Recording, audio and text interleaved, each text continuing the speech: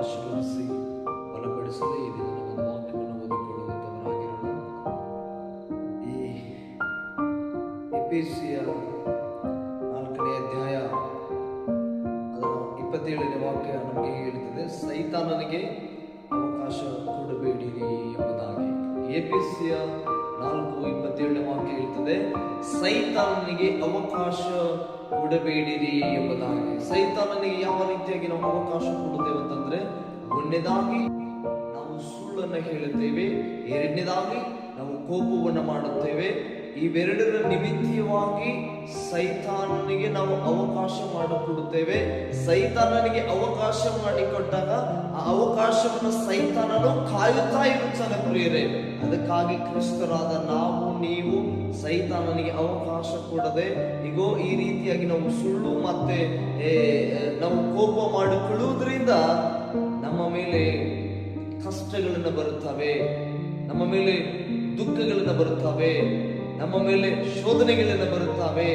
ಯಾಕಂತಂದ್ರೆ ಇಂಥ ಅವಕಾಶವನ್ನ ಸೈತಾನನು ಯಾವಾಗಲೂ ಕಾಯ್ತಾ ಇರುತ್ತಾನೆ ಪ್ರಿಯರೇ. ಯಾವಾಗಲೂ ಸೈತಾನನು ಯಾವಾಗ ಯಾರನ್ನ ಯಾವ ರೀತಿಯಾಗಿ ಹಿಡಿಲಿ, ಯಾವಾಗ ಯಾವ ರೀತಿಯನ್ನಾಗಿ ಹಿಡಿದು ನುಂಗಲಿ ಎಂಬುದಾಗಿ ಸೈತಾನನು ಕಾಯ್ತಾ ಇರ್ತಾನೆ ಪ್ರಿಯರೇ. ಅದಕ್ಕೋಸ್ಕರ ಕ್ರಿಸ್ತರಾದ ನಾವು ಕಷ್ಟಗಳಿಗೆ ಯಾವಾಗ ಒಳಗಾಗುತ್ತೇವೆ, ನಾವು ಕಷ್ಟಗಳು ಯಾವಾಗ ನಮ್ಮ ಮೇಲೆ ಬರುತ್ತವೆ ಅಂತಂದ್ರೆ, ನಾವು ಕ್ರೈಸ್ತರಾಗಿ ನಡೆಯುವಾಗ ನಾವು ಸುಳ್ಳನ್ನು ಹೇಳಿ ಎಲ್ಲಾ ವಿಷಯದಲ್ಲಿ ಕೋಪಗಳನ್ನು ಮಾಡುತ್ತೇವಲ್ಲ, ಆ ಕೋಪಗಳ ನಿಮಿತ್ತವಾಗಿ ಈಗ ಸೈತಾನ ನಮ್ಮನ್ನು ಹಿಡಿದು ನಮ್ಮನ್ನು ಕಾಡುವಂತವನಾಗಿರುತ್ತಾನೆ ಪ್ರಿಯರೇ. ಅದಕ್ಕಾಗಿ ಕ್ರಿಸ್ತರಾದ ನೀವು ಎಚ್ಚರಿಕೆಯಿಂದ ಆಗಿರ್ರಿ. ಯಾವಾಗಲೂ ಇಲ್ಲಿ ಹೇಳ್ತದೆ, ಕರ್ತನಾದ ದೇವರಾಜನು ಈ ವಾಕ್ಯದ ನಿಮಿತ್ತವಾಗಿ ನಿಮ್ಮೊಟ್ಟಿಗೆ ಮಾತಾಡ್ತಿದ್ದಾನೆ. ಸೈತಾನನಿಗೆ ಅವಕಾಶ ಕೊಡಬೇಡ್ರಿ. ಯಾವುದೇ ವಿಷಯವಾಗಿರ್ಲಿ, ಎಂತ ಸಮಸ್ಯೆಗಳೇ ಆಗಿರ್ಲಿ, ಏನೇ ಕಾರಣವಾಗಿರ್ಲಿ, ಅದಕ್ಕೆ ನೀವು ಸೈತಾನನಿಗೆ ಅವಕಾಶ ಕೊಡಬೇಡ್ರಿ. ಯಾಕಂತಂದ್ರೆ ಈ ಸೈತಾನಿ ಅವಕಾಶವನ್ನು ನೋಡಿ ನಮ್ಮನ್ನ ಹಿಂಸೆ ಪಡಿಸುವುದಕ್ಕಾಗಿ ಕಾಯ್ತಾ ಇರ್ತಾನೆ ಪ್ರಿಯರೇ. ಈ ವಾಕ್ಯ ಕರ್ತನು ನಿಮ್ಮ ಜೀವಿತದಲ್ಲಿ ದೊಡ್ಡ ಆಶೀರ್ವಾದಕರವಾಗಿರ್ಲಿ.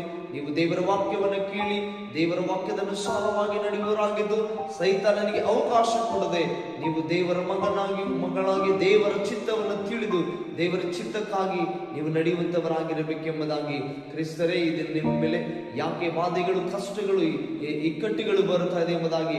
ಒಂದನೇದಾಗಿ ನಾವು ದೇವರ ಮಕ್ಕಳಾಗಿರುವಂತ ನಾವು ಸುಳ್ಳನ್ನು ಹೇಳುತ್ತೇವೆ, ನಾವು ಮತ್ತೆ ಎರಡನೇದಾಗಿ ನಾವು ಕೋಪವನ್ನು ಮಾಡಿಕೊಳ್ಳುತ್ತೇವೆ. ಅದಕ್ಕಾಗಿ ಸೈತಾನ ನಮ್ಮನ್ನ ಯಾವ ರೀತಿಯಾಗಿ ಹಿಡಿಲಿ ಎಂಬುದಾಗಿ ಅವನು ಕಾಯ್ತಾ ಇರ್ತಾನೆ. ಅವನು ಗರ್ಜಿಸುವ ಸಿಂಹದ ಉಪಾದಿಯಲ್ಲಿ ಯಾರನ್ನು ನುಂಗಲೇ ಎಂಬುದಾಗಿ ಅವನು ಕಾಯ್ತಾ ಇದ್ದಾನೆ. ಅವನಿಗೆ ಅವಕಾಶ ಮಾಡಿಕೊಡದೆ ನೀವು ದೇವರ ಚಿತ್ತವನ್ನ ಮಾಡಿ ದೇವರ ಚಿತ್ತವನ್ನು ಮುಗಿಸಿ ನೀವು ಕರ್ತನ ಮಗಳು